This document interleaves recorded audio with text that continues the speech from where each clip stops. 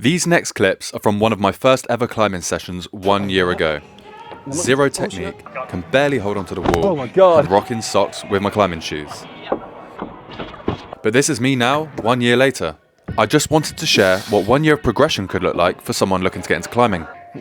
In this video, I'm going to talk about my overall progression, which includes my overall confidence on the wall, increases in strength and technique, and my future goals. And if you ever felt stuck in your climbing, this video might change how you see your progress. Like a lot of people, I started with an induction at my local climbing gym. I didn't really know what to expect, but this place is like 20 minutes away from where I live, so I thought I'd check it out. During my first ever time climbing, I had to learn a bunch of things that still help me today, such as what it means to effectively move on the wall. Because not every climb, is easy as climbing a ladder. I learned what all the different types of holds were, what the grades are, and how to fall correctly. Who knew there was a way to fall correctly?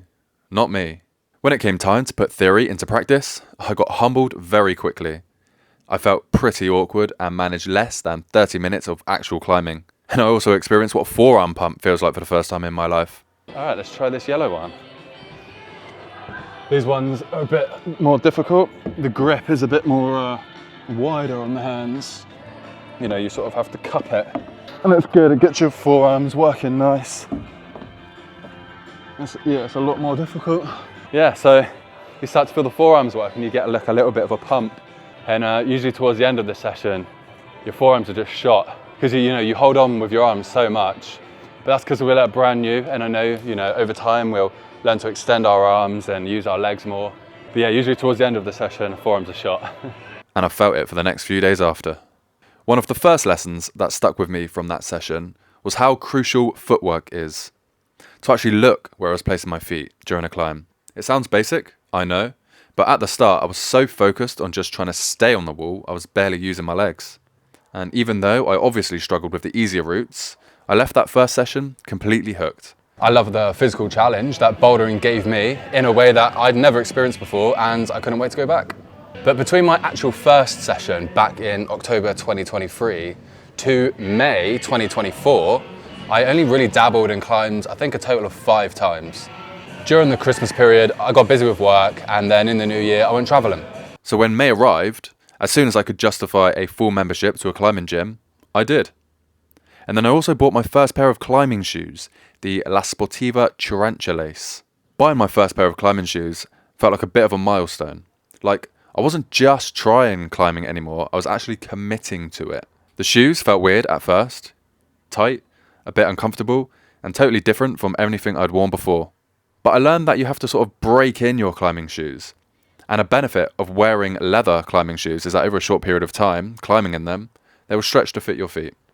It's funny how something as simple as owning your own pair of climbing shoes can change your mindset. From just turning up for fun to wanting to improve and actually trying problems that you just thought were impossible before. My first pair of shoes might have not been, the fanciest pair, the most technical or aggressive climbing pair of shoes, but they were great for beginners and they were mine, and that makes all the difference. So for the first 9 months of the year, I've been climbing 2 times a week, and they've been probably between 2 and 3 hour sessions. And for the last 3 months, I've been going 3 times a week, and they're roughly 2 hour sessions. At the start of my climbing journey, I was surprised by how quickly I began to see progress. After just a few sessions, I could already try some slightly harder climbs, and actually get into the top of a few. Oh god, this is all in your fingers, your fingertips.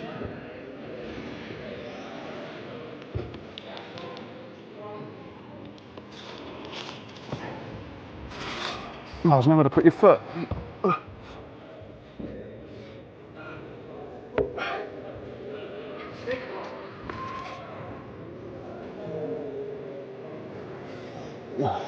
Is there anywhere for me to put my right foot? My right foot? Over here? No, there's nothing there. What's this?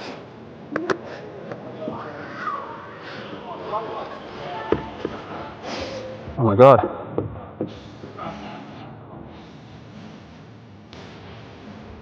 Oh my god.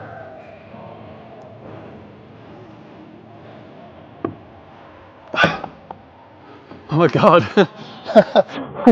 Wow, how's that? How's it? Yeah, I'm not coming down that way. Oh my god.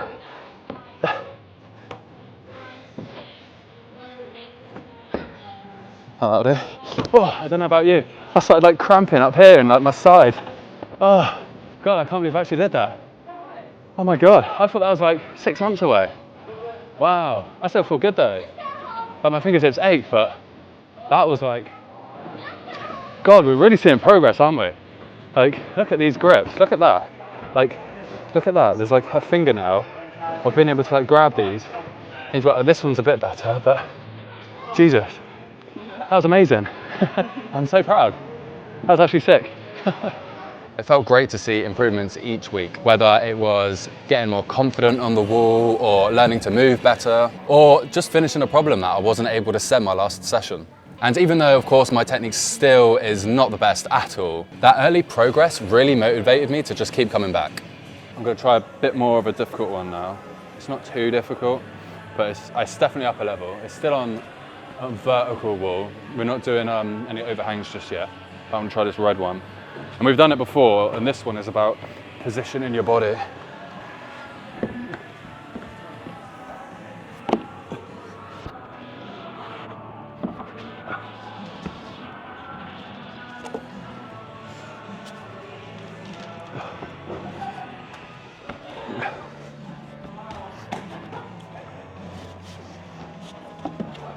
Oh, there we go.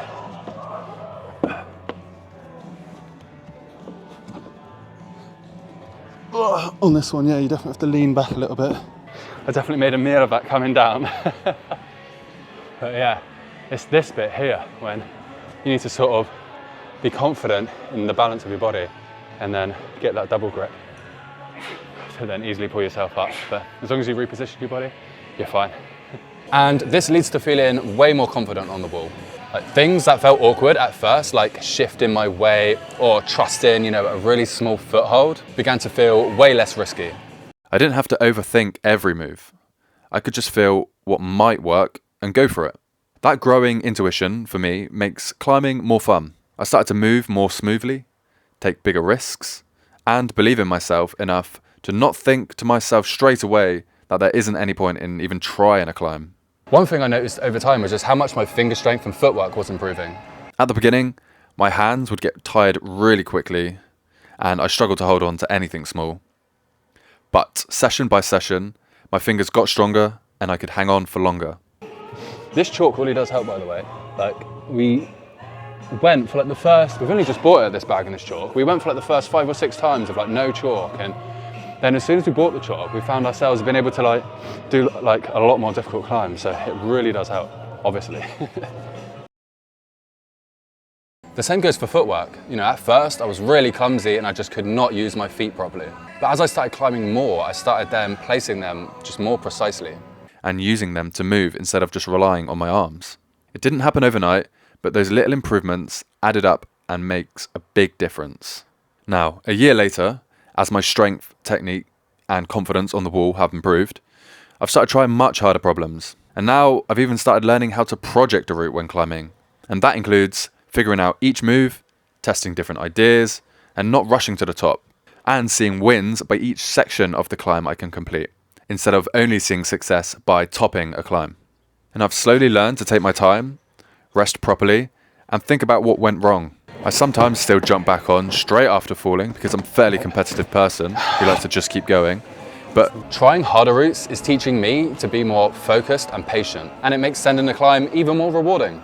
All right, so we're back at this yellow one, this yellow competition climb from the Flashmasters, and I've tried this 100 times and I cannot get the last bit, but I spoke to one of the guys who work here and he's given me a tip, and I'm hoping I'll be able to get it this time.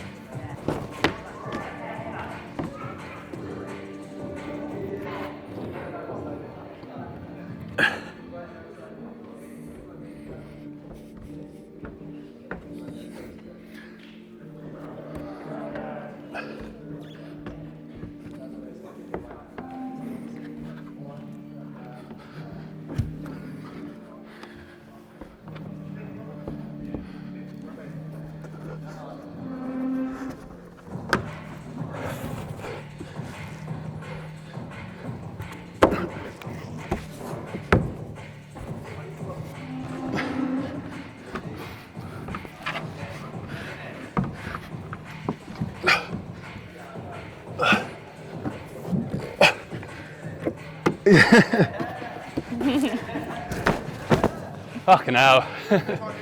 I tried that like 30 times. Nice one. I bet I look like I flopped like a fish then. Just trying to like get my hip in on the volume though. Yeah. Absolutely like fighting for my life to try not to fall off. Oh, happy with that. I got it. Nice. That was the last one I wanted to get, so yeah, I'm very happy. I haven't been to the gym with like a V grading system in a few months, so I don't really know like what sort of level I'm climbing at. But I don't mind too much because I'm still focusing, you know, good technique and good footwork and getting stronger. But as far as I'm aware, my current max is about V5s, maybe pushing a V6 if it's like, you know, an easy one. And then I've also used like an auto belay, and on that I climbed a 6B. Overall, what I've come to love most is the mix of physical effort and problem solving. And even if I don't finish a climb first time, I'm always learning something new. And it's not just about climbing harder grades. Some of my favorite sessions have just been working on a single move with my girlfriend, or just laughing at our failed attempts. Looking back, it's wild at how much you can learn in a year. I'm still failing a lot, I'm still getting stuck, and now I enjoy the process so much more. Climbing has gone from a random hobby at first to something I genuinely love, and I'm excited to keep improving one climb at a time. Please leave any tips or training you'd recommend for a new climber in the comments. If you've enjoyed this video and are interested in future climbing videos, subscribe to the channel, and thanks for watching.